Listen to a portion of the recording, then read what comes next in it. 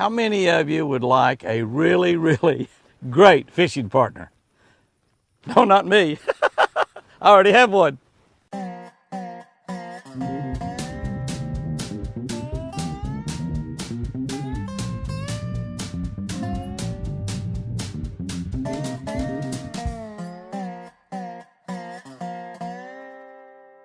Good morning, guys and girls.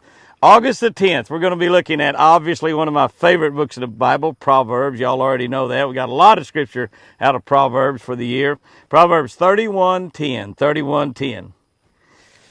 This is a easy one for me to do. It's hard to find a good wife because she is worth more than rubies. More than rubies. Yeah, you know, rubies not that big a deal in America nowadays, but diamonds are. That could have said she's worth more than diamonds. Let's see what I wrote about that, because that's a good one. It's hard to find a good wife because she is worth more than rubies, or rubies and diamonds. Many a man who loves to fish has a wife who doesn't. Who doesn't. God's gift to me was not only a wife who loved to fish, but one who is really, really good at it. Folks all across the country remind me often that she catches more fish than I do. Thank you. I appreciate that very much, but I've been aware of that for a very long time.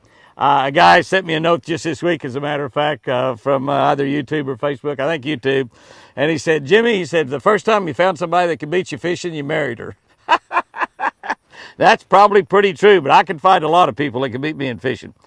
If you want your wife to become your best fishing partner, make sure she's having fun. That's the most important part. Don't kick her out of bed before daylight to accompany you to a lousy fishing hole on a cold, rainy, miserable day. No, don't take her fishing on those kind of days.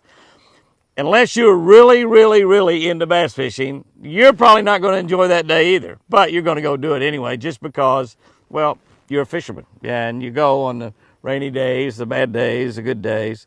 Here's what you need to do. Pick out the most beautiful, comfortable day you can, and don't go early. That's right. Don't go early.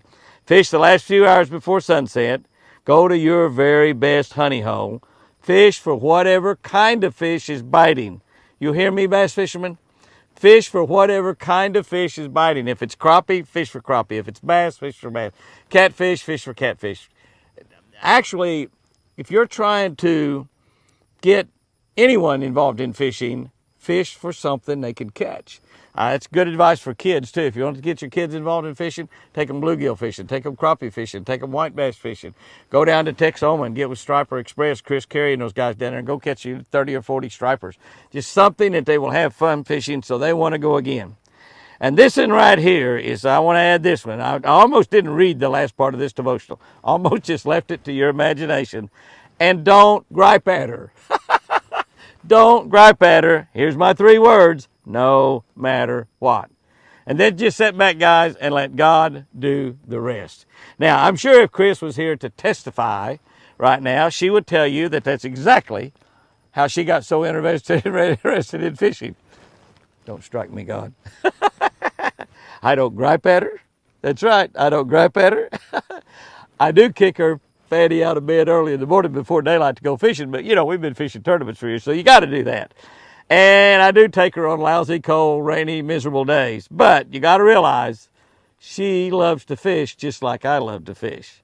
So here you go, guys. Fish the last few hours before sunset. Go to your very best honey hole. Fish for whatever is biting. Don't gripe at her. Don't gripe at her. All you girls that are listening to this, go in there and play this for your husband right now. Here's our tip for today, and it's a really good one. It pays to carry a prop wrench and an extra prop. It pays to carry a prop wrench and an extra prop. Now listen, a lot of guys carry an extra prop and really don't have a prop wrench that'll fit that nut on there. And it's a big nut. I don't know what it is. It's like 1 1/8 or something like that, or 1 3/8. It's really, so you need to get you a special size socket that'll fit in there. Get you a big long single socket bar, just about this long, and you need to carry a 2x4 or one of those little blocks in there that you can put in between the prop and your skag, so you can put a lot of pressure on there. Because if you lose that prop, now you can lose a prop nut and your prop will stay on as long as you're going forward. Once when you start to go backwards, you've lost your prop.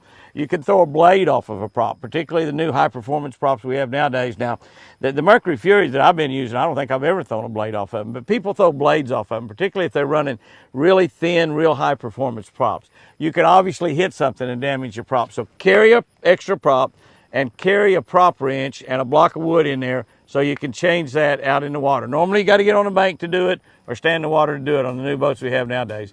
But be sure and carry an extra prop wrench. Guys and girls, it's going to be a great day to go fishing. And remember, I love you.